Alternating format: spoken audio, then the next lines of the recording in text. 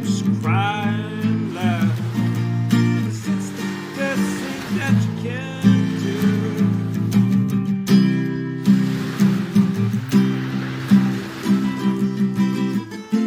Let's cry and laugh, but that's all we can do. Oh, the sun shining so hard on you.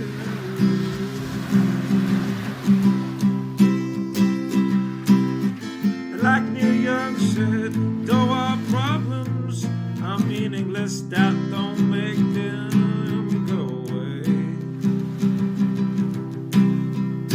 And though the shadows will look on more, I will be with you, yeah, yeah, yeah. Though the clouds are coming, the sun will come up for you, yeah, yeah. Just send me now.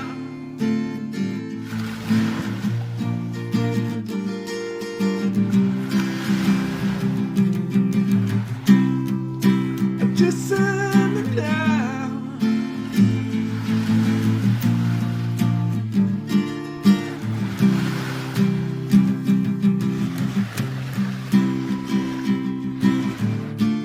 Now you're parting. You're leaving me behind. I miss you so much. You are leaving in the middle of a night and house. So scared.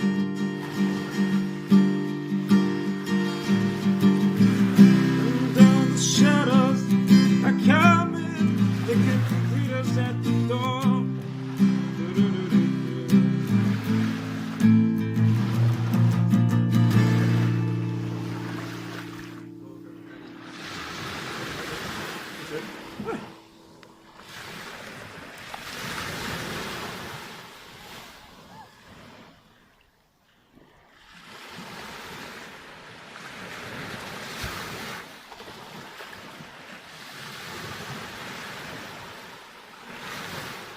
Hello, my name is PJ, and you're listening to Kant's Dream. Today I would like to talk with you about courage. I would like to talk with you about survival and about acceptance.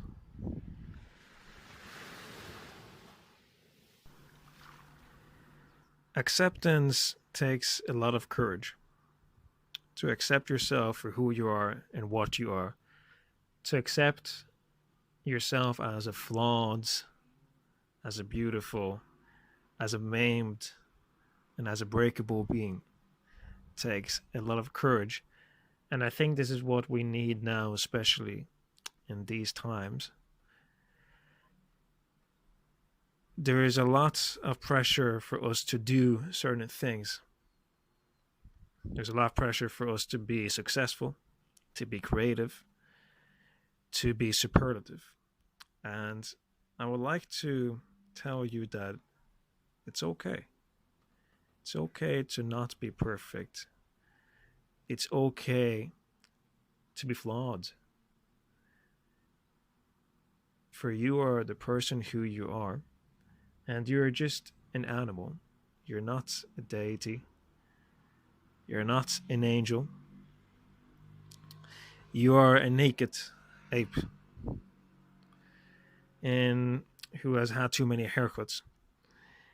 And that's okay.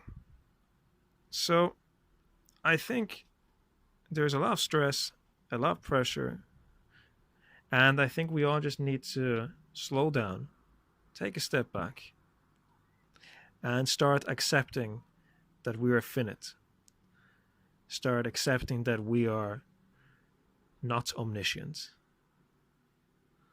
not omnipotent, not omnipresent. You may believe in God or not, but if you start thinking you're God, well then I think there's something slightly unnatural about that, and you might want to visit your local psychiatrist. So let's get away from this god complex we have of each other. Everyone has to be this Hollywood depiction of perfect human being. And in order to highlight this, I've written two animal poems because I'm writing a lot for children. And I think what we can learn from a lot of children books is actually that we have to accept things for not what they are. We have to accept that things aren't everlasting, that we aren't everlasting, that we are flawed. If you read, for example, the Little Prince is a very flawed being, over emotional, and that's what makes him so special. So, this poem, these two poems I'm going to read out to you, are for kids. They're about animals, but they're also about us.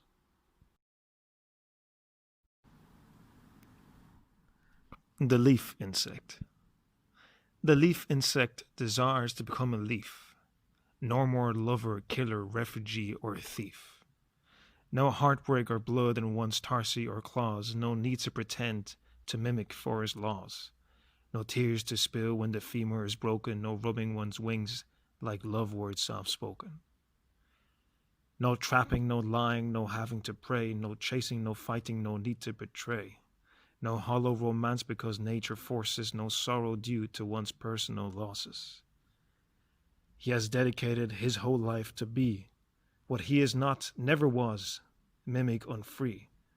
If he were a leaf filled with water and light, there would be that tree that would kiss him good night. So the leaf insect for me is one of the most beautiful insects. It's a stunning being.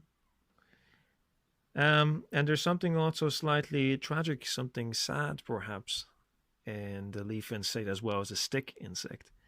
They're both two beings that try to camouflage. They try to become something which they are not. Just like the soulfish or the flatfish as well. Animals that are trying to become other things in order to survive. And in some sense, I think the human ape is very much like that as well. So we're trying to camouflage, we're trying to desperately fit in order to survive. So if you look at it that way, there's nothing wrong about this survival approach. But I would also like to highlight that we live in a society. We don't have to be surviving the whole time. Other beings aren't going to eliminate us straight away. Hopefully never. And we cannot succumb to this animal paranoia because we do not live in the normal animal world anymore. So that's good and bad, but to highlight the good aspect of it, you don't have to camouflage, you don't have to fit in. And this is what the stick insect is about. Here's another poem of survival and courage. The Gecko. The gecko crawled up the whitewashed wall, its paws so sticky he would not fall. Fearless and strong did he show them all, most skillfully did the gecko crawl. The gecko's tail was worth a lot, yes, but his life even more, he would confess. When cat came he'd leave with one tail less, and could thus escape the claws of death. The gecko's large eyes were full of dreams, he dreamed of upcoming prey and feasts. All manner of bugs would he eat, fleas, beetles, ants, mosquitoes, wasps, and bees.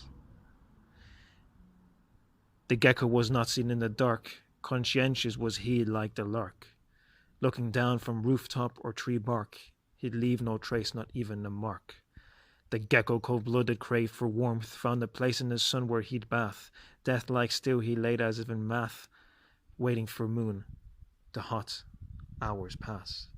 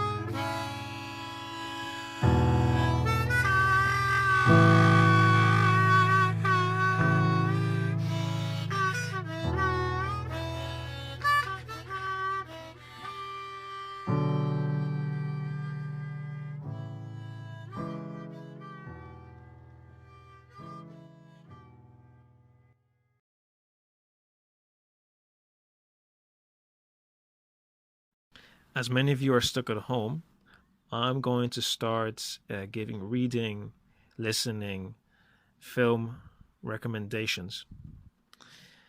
For the theme of courage, I think a great read is the Harry Potter series. Reading it as an adult is, I find, just as satisfying as reading as a kid. You read more into it.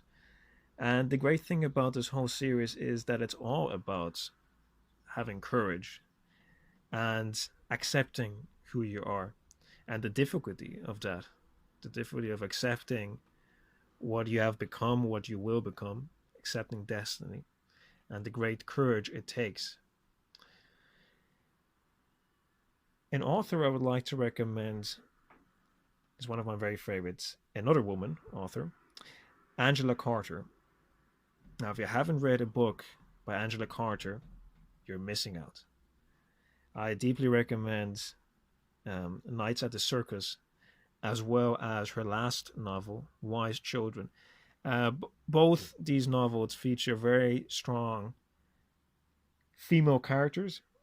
I mean, she's been described as a feminist author, and you can definitely see that in that these heroines, they're very strong, they're very coarse. They often have they often are rude. They're often very cheeky. There's nothing feminine about Angela Carter's heroines, in my opinion. And these are very flawed women, and we get a deep insight into their pain as well, into what's broken in them. In Nights at the Circus, the character literally has broken wings. So I don't need to say much more about it. It was Wise Children. The title is meaningful because it's about two twins who are called wise children at one point of the book, for a specific reason I'm not going to get into. But I find that passage very potent, and it's about two twins that are not accepted by their parents, or specifically their father, and the mother figure is absent, but you're left wondering if she was perhaps between the lines, always there. Very enigmatic, all about courage. Angela Carter's two books, and I think it's just a very encouraging read. J.K. Rowling's Harry Potter series and Angela Carter's books. I've got a film recommendation too, which is about courage and about this notion of you got to keep on going no matter what. And that's the animated film Spirited Away by Studio Ghibli. It's a famous film by Hayao Miyazaki. If you haven't seen it yet, I highly recommend it. Both suitable for kids and adults. And a very magical, I would say, it was a beautiful soundtrack by Joe Hisaishi. This next poem is No Note by Kyron Bourke, voiced by Cátia Oliveira.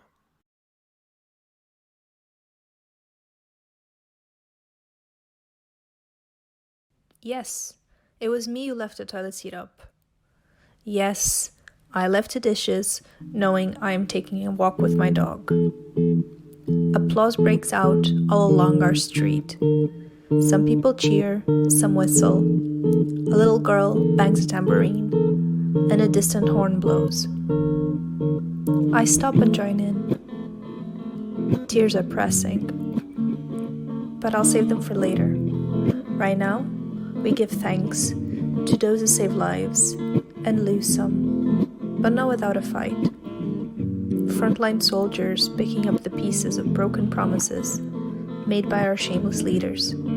Hey, wouldn't wash themselves. Yes, I put the butter knife in the marmalade. I drank all the wine. Yes, it was me who ate biscuits in bed, watching TV while you were out working, causing crumbs to accumulate between the sheets. Yes, I finished the milk, and the coffee, and we ran out of tea. And yes, I mean no, I replaced nothing. Yes, I wore your socks.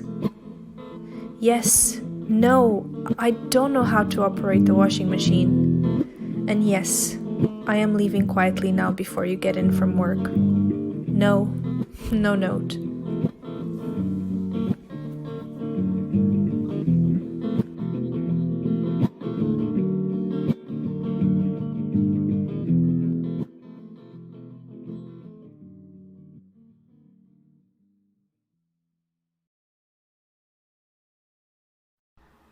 This was Kant's Dream. Thank you very much for tuning in. To finish off this podcast, here is a poem by Eileen T. O'Neill, voiced by Kyron Bourke. This poem is called Survival.